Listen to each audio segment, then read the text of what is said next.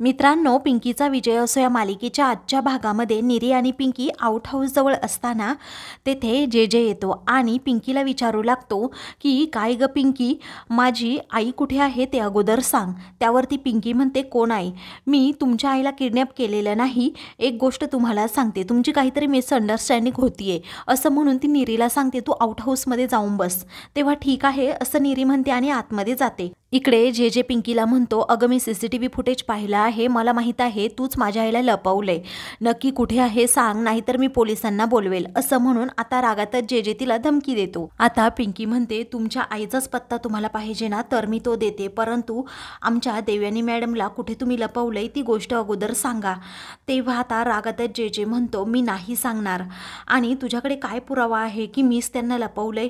तेव्हा आता तो नाही होऊन पडतो. तर पिंकी आता रागातच म्हणते, अहो संग्राम भाऊजी, कसं आहे ना, मी पण खूप काही करू शकते, मी फक्त शांत बसतीये आणि तुम्ही नुसतं आपलं उद्धटासारखं बोलताय. मला खरं खरं सांगा की देवयानी मॅडम कुठे आहे, मी तुम्हाला कधी काही विचारणार नाही. तेवढ्यातच आता त्या घंटेचा आवाज येऊ लागतो.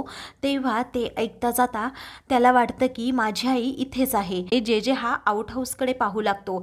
तर आता पिंकी खूपच घाबरते. तेव्हा तो आउट हाऊसकडे चाललेला असतो. तर आता पिंकी पटकन तिला आवाज देते आणि म्हणते, अगं निरे, पटकन इकडे ये आणि ती माझी घंटी तू का वाजवतीयस? तेव्हा निरी पटकन आता ती घंटी घेऊन बाहेर येते आणि पुन्हा वाजवते. तेव्हा आता जे जे हा शांत बसतो आणि त्या दोघींकडे पाहतच राहतो. पिंकी म्हणते की ही माझी घंटी तू का घेतली? त्यावरती ह्या तुझ्या घंटीचं एवढं रहस्य तरी काय आहे असं निरी मुद्दामच विचारू लागते. त्यावरती आता पिंकी म्हणते, धनींनी मला बजावून सांगितलं आहे की मला धनी म्हणायचं नाही. आता आयुष्यभर धनी हे नाव माझ्या तोंडात असणार आहे आणि जर त्यांचंच नाव मी घेतलं नाही तर मला झोप तरी लागणार आहे का? म्हणून मी ही घंटी माझ्याजवळच ठेवली असं पिंकी आता म्हणते आणि जे जेची दिशाभूल करते. त्यावरती आता कशी वाटली माझी आयडिया असं पिंकी आता जे जेला विचारते. तेव्हा जे जे म्हणतो, तू मला काय मूर्ख समजलीस का ग? अगं मला मूर्ख बनवायला, माझी दिशाभूल करण्यासाठी तू ही घंटी घेऊन आलीस. पिंकी म्हणते, तसं काही नाहीये, माझ्या धनींना इकडे बोलवण्यासाठी मी हे करतीये. आणि अजून एक गोष्ट ती म्हणजे तुम्हाला अजून चौकशी करायची असेल तर करू शकताय. पिंकी दिशाभूल करते ही जे जेला खात्री वाटते, म्हणून तो आतमध्ये आता सारखा डोकावून पाहत असतो. पिंकी म्हणते, आतमध्ये तुम्ही काय पाहताय? तुम्हाला कळतं का बायकांच्या रूममध्ये किती सामान असतं आपलं पर्सनल? तुम्ही असं आतमध्ये पाहिलं तर मग ते कसं वाटेल? असं म्हणून आता पिंकी आणि निरी या दोघीही जे जेला तेथून घालवतात. निरी म्हणते, जर तुम्ही आतमध्ये गेलात ना तर आमचे दाजी तुम्हाला खूप चोपणार. पिंकी आता सारखी धनी धनी असं म्हणून ती घंटी वाजवते आणि युवराजला बोलवण्याचा प्रयत्न करते. जे जे म्हणतो त्याची काही गरज नाहीये असं म्हणून तो आता तेथून जातो. तेव्हा आता पिंकी आणि निरीच्या जीवात जीव येतो. त्यानंतर आता त्या दोघीही आतमध्ये जातात. तेव्हा सुरेखा मावशी कुठे आहे असं आता निरीला पिंकी विचारू लागते. तेव्हा आतल्या रूममधून आता निरी ही सुरेखाला घेऊन बाहेर येते. तेव्हा पिंकी आता सुरेखाला विचारते, मावशी तुम्हाला काही त्रास तर नाही झाला ना, तुम्ही बऱ्या आहात ना? तेव्हा त्या काहीच बोलत नाही. तर निरी म्हणते की कशी वाटली माझी आयडिया? पिंकी तिच्या हुशारीचं कौतुक करत म्हणते की हो, खूप छान आयडिया आहे, तू अगदी धनींसारखं डोकं वापरायला लागली. तेव्हा निरी म्हणते, हो मग असं वागायलाच लागतं. पिंकी म्हणते, सुरेखा मावशी तुम्हाला अजिबात जास्त वेळ आता असं राहावं लागणार नाही, कारण की लवकरात लवकर संग्राम भाऊजींच्या सत्याचा पर्दाफाश होणारच आहे. तेव्हा सुरेखा हे सगळं बोलणं आता ऐकत असते.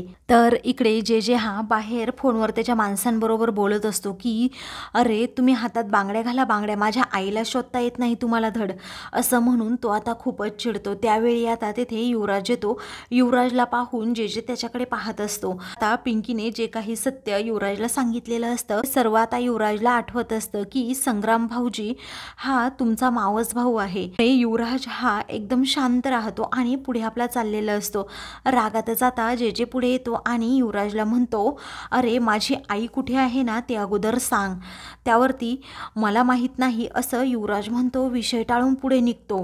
त्यावेळी मात्र जे जे पुन्हा त्याला अडवतो आणि म्हणतो, तुमचं काय काय चालू आहे ना मला चांगल्या प्रकारे माहीत आहे. मी CCTV फुटेज पाहिला आहे. पिंकी एकटी कधीही गाडी चालवू शकत नाही आणि मेन म्हणजे तिला गाडीत चालवता येत नाही. त्यामुळे तू अगोदर सांग माझी आई कुठे आहे. तेव्हा तेव्हा आता युवराज म्हणतो तुमचं आणि त्या सरपंचीनबाईचं जे काही चाललं आहे ना ते मला काहीच माहीत नाही, त्यामुळे मला तू काही विचारूच नको, असं रागातच आता तो म्हणतो आणि पुढे जातो। त्यावेळी जे जे पुन्हा एकदा त्याला अडवतो आणि म्हणतो हे बघ युवराज धोंडे पाटील, माझी आई हवी आहे, नाही तर मी सर्वांना शिक्षा भोगायला लावेन। त्यावरती युवराज म्हणतो मनस्ताप होतोय ना, मग जरा शांत बस ना, अरे हे करून तुझ्या हाती काही लागणार नाही आणि आमच्या सुद्धा। तर आता जे जे म्हणू लागतो मी तुझ्या बायकोला बर्बाद करून टाकेन। तेव्हा आता युवराजला खूप राग येतो, तो म्हणतो एक गोष्ट लक्षात ठेवायची, तुला जे काही करायचं असेल ना ते माझं कर, पण माझ्या बायकोच्या बाबतीत जर काही केलं ना तर मी उभा जाळेन, अशी धमकी आता तो जेजेला देतो। तेव्हा जे म्हणतो एक गोष्ट लक्षात ठेव, तुला मला काही करायचं असेल ना ते कर, परंतु माझ्या आईच्या बाबतीत जर तू काही केलं ना तर मग तुझी गैर नाही, असं म्हणून आता दोघेही जणू एकमेकांना धमकीच देतात। त्यावरती युवराज शांतपणे म्हणतो अजून एक गोष्ट लक्षात ठेवायची, ती म्हणजे तुझी आई जी आहे ना ती माझी आई असंच मी समजतो, कारण दुश्मनाची आईसुद्धा ती एक आईच आहे, असं म्हणून युवराज आता तेथून जातो। त्यावेळी आता तो गेल्यानंतर तो जे काही बोलला आहे त्या गोष्टीचा सतत जे हा विचार करू लागतो। तो म्हणतो आता हे दोघेही मिळालेले आहेत, पिंकी आणि युवराज एकमेकांना भेटले आहेत म्हटल्यावर युवराजला सांगितलं असेल की माझी आई ही गजराज धोंडे पाटलांची बायको आहे, आता याला सर्व सत्य समजलं आहे तर माझा प्लॅन पूर्णपणे फेल होईल, म्हणूनच आता मला माझी दुसरी खेळी खेळावी लागेल, ती म्हणजे युवराजचाच काटा काढायचा। पिंकी आय एम सॉरी आणि ए माझ्या भावा युवराज मला माफ कर, कारण की आता तू या जगात राहणारच नाहीयेस, असं म्हणून आता रागातच जे देखील पुढे निघतो। तर आता दुसरीकडे पिंकी ही रात्रीपर्यंत युवराजची खूप वेळ वाट पाहत असते, परंतु युवराज अजूनही घरी आलेला नसतो, म्हणूनच पिंकी आता ती घंटी वाजवते। तर युवराज आता खिडकीतून बाहेर डोकावून पाहतो आणि विचारतो काय, तेव्हा पिंकी म्हणते या ना, तुम्ही दिवसभर नसता, मला इथे अजिबात करमत नाही। त्यावरती युवराज म्हणतो गप्प बसायचं धनी, अजिबात म्हणायचं नाही, तो आता मुद्दामच म्हणत असतो आणि पिंकीला सांगतो की पायांची मॉलिश करण्यासाठी तेल आणलं आहे, तुम्ही इकडे या आणि घेऊन जा। त्यावरती पिंकी म्हणते तुम्हीच मारा ना खिडकीतून उडी। युवराज म्हणतो की नको, असं म्हणून आता तो लगेच पिंकीकडे येणार असतो। आता पिंकीला खूपच आनंद होतो। तर दुसरीकडे बापूसाहेब आता फोनवर बोलत असतात, तेवढ्यातच तेथे धनंजय येतो। तेव्हा तुमचा हा चेहरा मला दाखवायचा नाही, मी सांगितलं होतं ना, असं आता बापूसाहेब म्हणतात। की धनंजय म्हणतो न्यूज पण तशीच आहे। तेव्हा कोणती न्यूज, असं बापूसाहेब विचारू लागतात। तेव्हा जे बद्दल, कारण जे बद्दल एक खूप मोठा खुलासा तुम्हाला करायचा आहे, जे इकडे कोणत्या कारणासाठी आलाय ते आपल्याला सुद्धा माहीत नाही। त्यावरती बापूसाहेब म्हणतात तुम्हाला म्हणायचंय तरी काय, हे पहा जे बद्दल जर काही खोटी माहिती तुम्ही सांगितली तर माझ्या वाहनाचा नंबर किती आहे तुम्हाला माहीत असेल। तेव्हा धनंजय म्हणतो एक गोष्ट लक्षात ठेवा, जे तुम्हाला हॉस्पिटलमध्ये भेटायला आला होता का कधी? बापूसाहेब म्हणतात नाही, कधीच तो भेटायला आला नाही इकडे। तेव्हा पिंकीला दुखावण्याचा त्याचा कोणताही हेतू नव्हता किंवा तो जामवंत जांभळे नाहीये असं मला वाटतंय। अहो तो त्याच्या आईला भेटण्यासाठी इकडे हॉस्पिटलमध्ये येत होता, त्याची आई इथेच ॲडमिट होती। मला एक गोष्ट कळत नाहीये, पुण्यामध्ये एवढे मोठे मोठे हॉस्पिटल असताना तो इकडे आलाच कसा काय? आता बापूसाहेबांच्या डोक्यात देखील ट्यूब पेटते। ते म्हणतात की जेला पटकन इकडे बोलवून घे, हा फोन घे आणि त्याचा नंबर डायल कर। त्यावरती आता धनंजय फोन करतो, परंतु जेचा फोन नंबर आता पूर्णपणे बंद असतो। तेव्हा आता बापूसाहेबांच्या तळपायाच्या मस्तकात जाते।